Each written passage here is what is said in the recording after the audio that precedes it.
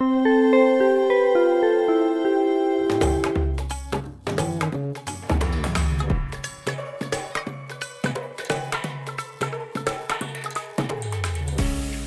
and welcome to our new series entitled Shalom y bienvenidos a nuestra nueva serie titulada Verdades de los Últimos Tiempos. Una serie que estará compuesta por muchos episodios que te animaría a que compartieras con otras personas, porque hay mucha confusión hoy por hoy acerca de los tiempos del fin.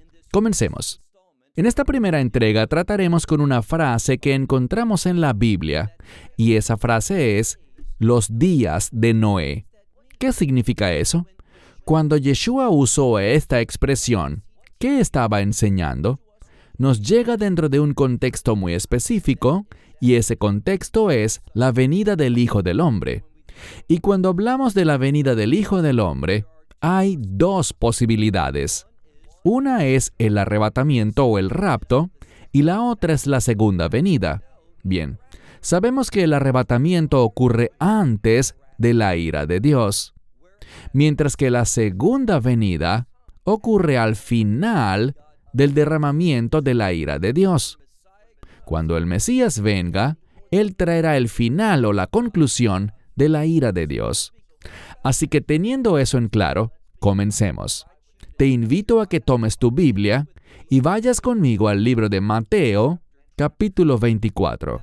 Con mucha seguridad sabrás que en este capítulo 24 el Mesías está tratando principalmente con los últimos días. Algunas personas están confundidas porque al principio está claro que no está hablando de los últimos días, sino que está hablando de los eventos que ocurrieron en el año 70 después de Cristo, cuando Roma destruyó Jerusalén y destruyó también el segundo templo.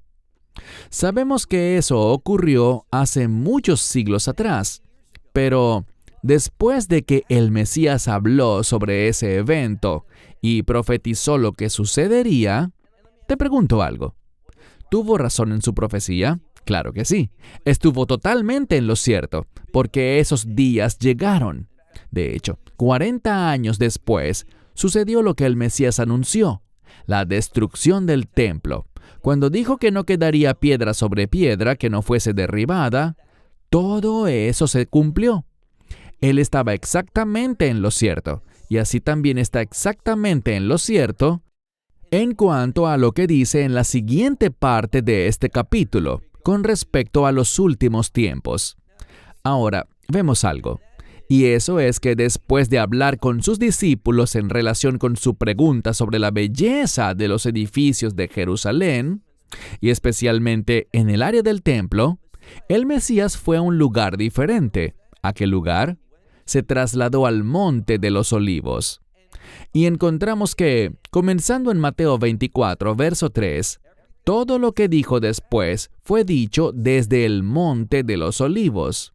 Y el Monte de los Olivos es un lugar muy significativo, porque cuando el Mesías regrese, al final de la semana 70 de Daniel, Él vendrá al Monte de los Olivos. Y allí producirá una maravillosa transición. ¿Cuál será? El reino de Dios será establecido. ¿Qué reino? El reino milenial. Esa primera etapa de la obra del reino de Dios. Abramos nuestras Biblias en Mateo 24 y leamos juntos el versículo 36. Estaré traduciendo esto de una manera muy literal del Textus Receptus que está en griego. Y noten cuáles son las palabras. Verso 36. Pero acerca de aquellos días y de la hora, nadie sabe. Bien, esa expresión nadie sabe, si la analizas en el griego, significa esto. Nadie lo ha sabido en el pasado, nadie lo sabe actualmente, y nadie lo sabrá en el futuro hasta que ese evento suceda. ¿De qué evento estamos hablando? Bueno, podemos estar muy seguros de que estamos hablando aquí de la venida del Mesías en relación con esa promesa, el arrebatamiento, lo que Pablo llama nuestra esperanza bendita. Y me dirás, ¿cómo puedes estar tan seguro? Bueno, solo quédate conmigo un poco más porque veremos evidencias de esto en unos minutos. Mira de nuevo ese primer verso, verso 36. Pero acerca de aquellos días y de la hora, nadie, literalmente diríamos, nadie ha sabido, nadie sabe y nadie sabrá. Y la implicación es antes de que ocurra. Luego continúa y dice, ni los ángeles del cielo. Ellos no lo saben, solo uno lo sabe. ¿Quién será? Dice, excepto solamente mi Padre. Así que solo Dios el Padre lo sabe. Algunas personas han asumido que esto ataca la divinidad del Mesías, el Hijo de Dios, pero no es así. Verás, el término hijo implica sumisión. Lo que vemos y aprendemos aquí es que el Mesías no lo sabe. ¿Por qué? Porque Él es un ejemplo para nosotros. Él está esperando escuchar las instrucciones de su Padre, mediante las cuales Él responderá en obediencia. Así que el hecho de que nadie lo sepa, excepto Dios el Padre, y ni aun el Hijo, demuestra la humildad del Mesías, la sumisión del Mesías y su deseo de obedecer a su Padre Celestial, de traer gloria a Dios como un ejemplo para nosotros. Así que dice aquí, nadie lo sabe, ni siquiera los ángeles, excepto mi Padre, nada más. Mira ahora el verso 37. Pero así como en los días de Noé, así también será la venida del Hijo del Hombre. Y de nuevo, cuando esa palabra para venida se destaca de esta manera, tenemos que preguntarnos a qué venida se refiere el texto. ¿Al arrebatamiento o a la segunda venida? Y de nuevo, en unos minutos eso quedará muy claro para nosotros. Leamos ahora la siguiente parte de este versículo que dice, así será también la venida del Hijo del Hombre. Versículo 37. Como en los días de Noé antes del diluvio. Ahora está siendo específico. Todo esto tiene que ver con la expresión como en los días de Noé. ¿Qué estaban haciendo en los días de Noé? Vamos a continuar leyendo en este versículo que la vida en aquella época, en su mayor parte, transcurría con normalidad. Ahora, no era normal para Noé, ya que él trabajaba diligentemente, pero vemos que el resto del mundo, ¿qué estaba haciendo? Mira a mitad del verso 38, dice que estaban comiendo y bebiendo. Estaban experimentando en su mayoría una vida normal. Y no solo eso, la gente se casaba y se daba en matrimonio, hasta el día en que Noé entró en el arca. El diluvio, que se menciona aquí, es un ejemplo del juicio de Dios. O dicho de otro modo, el diluvio es un ejemplo de la ira de Dios. El diluvio trajo destrucción a este mundo y, por lo tanto, solo un remanente se salvó. Y estamos hablando de Noé, sus 3 hijos y sus esposas. 8 personas en total. Noten algo más sobre nuestro texto. Leamos ahora el versículo 39. Y ellos no lo sabían hasta que vino el diluvio y los levantó a todos. ¡Qué declaración tan importante! El término todos aquí tiene que ver con Noé y sus hijos. Y dice, así será también la venida del Hijo del Hombre. Es decir, que aquellos que son parte de ese remanente por la fe, aquellos que obedecieron las instrucciones de Dios, como Noé y su familia, ellos serán levantados, ellos serán tomados. Esto es muy importante. ¿Y cuándo sucederá eso? Sucederá antes de la ira de Dios. Nosotros nunca recibiremos la ira de Dios. ¿Cómo lo sabemos? Pablo dice en 1 Tesalonicenses 5:9, un versículo que cito frecuentemente porque tiene gran importancia. Dice allí que ustedes no han sido destinados para la ira, sino para obtener salvación. Esa palabra salvación es sinónimo de victoria. Así que mediante la obra del Mesías y la fe en esa obra, vamos a experimentar la victoria eterna. Nunca, jamás, en ningún momento experimentaremos la ira de Dios, tal como Noé y su familia nunca experimentaron la ira de Dios. Mira ahora el versículo 40. Este versículo es el que, junto al siguiente, el verso 41, nos dice claramente que el contexto de estas palabras es efectivamente el rapto o el arrebatamiento. ¿Por qué lo digo? Verso 40. Entonces 2 estarán en el campo. 2 personas están en el mismo lugar. Ambos están en el campo. Pero noten, uno será tomado y uno será dejado. Entonces, ¿qué nos dice esto? No se trata de en qué lugar te encuentres. Ambos estaban en el mismo lugar, pero uno fue tomado, y la implicación es tomado en el rapto, y el otro fue dejado. Y ese que fue dejado experimentará el juicio de Dios, su ira. Mira ahora el verso 41.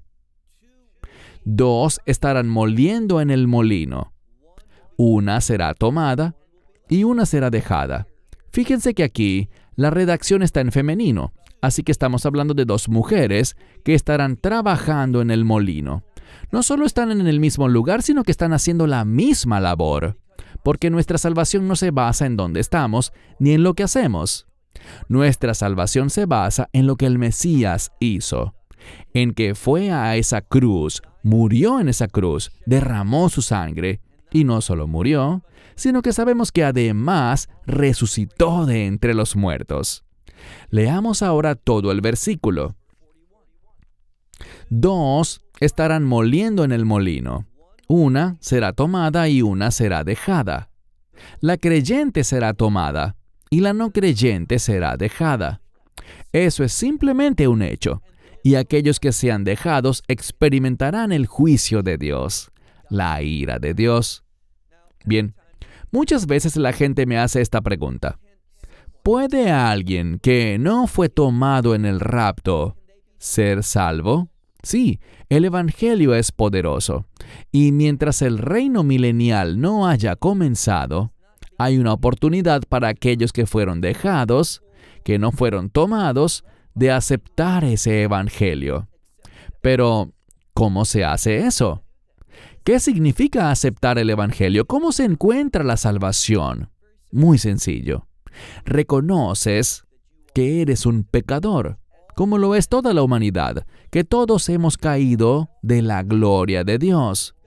Todos hemos violado la palabra de Dios, los mandamientos de Dios, y todos somos culpables ante Dios, pero la buena noticia es que Dios envió a su Hijo a este mundo con el fin de que el Mesías hiciera la obra de redención. ¿Cuándo hizo esa obra? En la Pascua, el día de la redención. Y al derramar su sangre, sabemos algo, que tenemos redención eterna. ¿Qué tenemos que hacer? Bueno, ya te compartí la primera parte, reconocer que somos pecadores, reconocer que necesitamos un Salvador. Y la Biblia dice que debes además confesar con tu boca y creer en tu corazón que Dios lo resucitó de entre los muertos.